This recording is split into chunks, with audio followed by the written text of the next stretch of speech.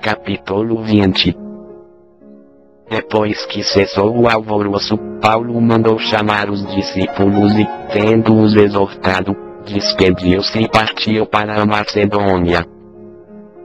E, havendo andado por aquelas regiões, exortando os discípulos com muitas palavras, veio à Grécia.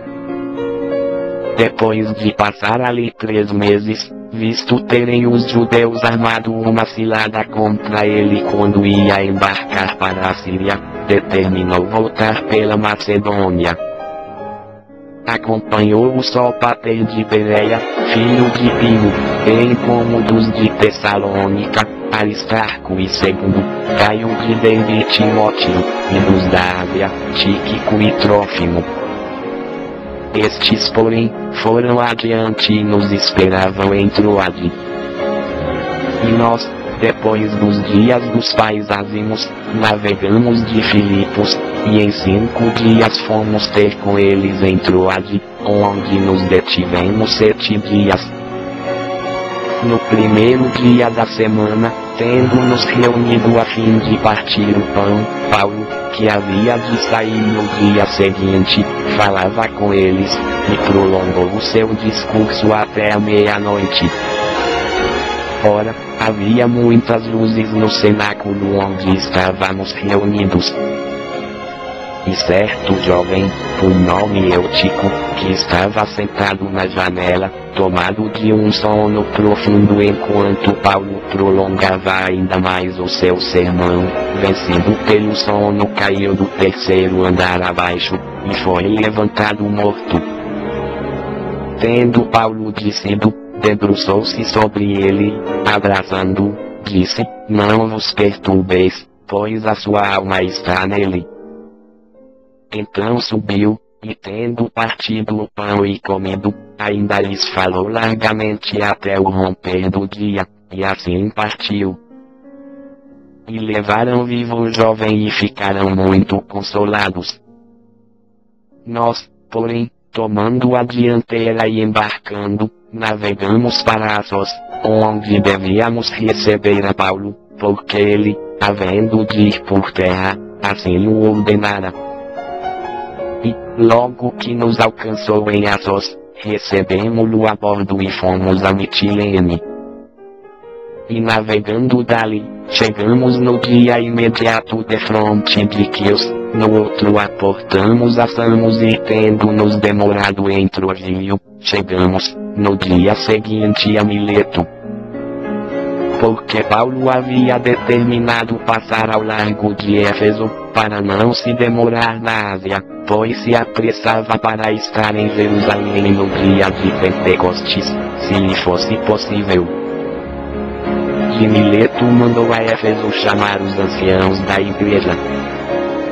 E, tendo eles chegado, disse-lhes, vós bem sabeis de que modo me tenho portado entre vós sempre, desde o primeiro dia em que entrei na Ásia, servindo ao Senhor com toda a humildade, e com lágrimas e provações que pelas ciladas dos judeus me sobrevieram.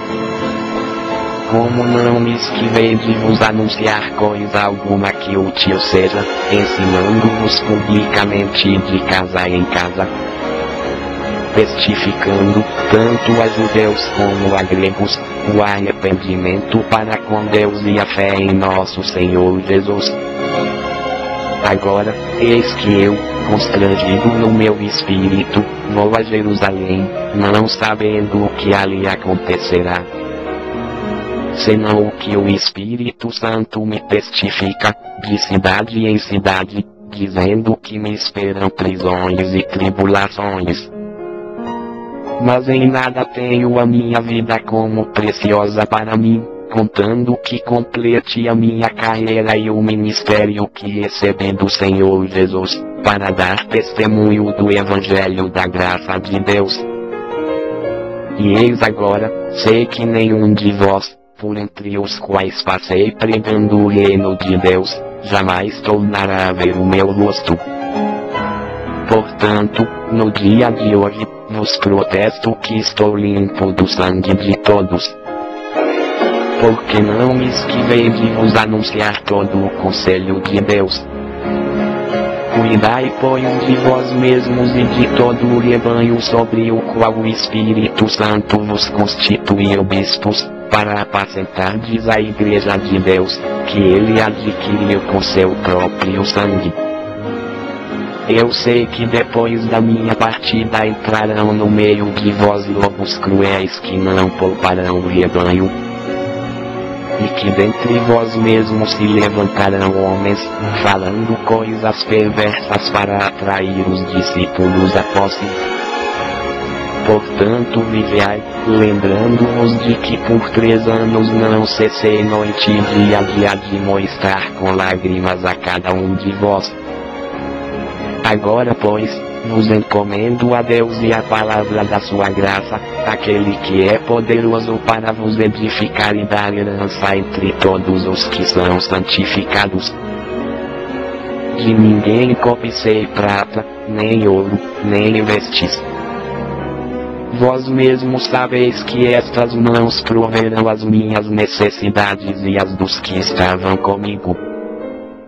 Em tudo vos dei o exemplo de que assim trabalhando, é necessário socorrer os enfermos, recordando as palavras do Senhor Jesus, porquanto ele mesmo disse, coisa mais bem-aventurada é dar do que receber. Havendo dito isto, pôs-se de joelhos, e orou com todos eles.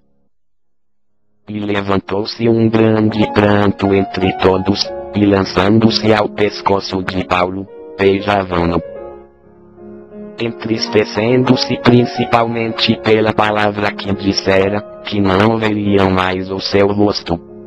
E eles o acompanharam até o navio.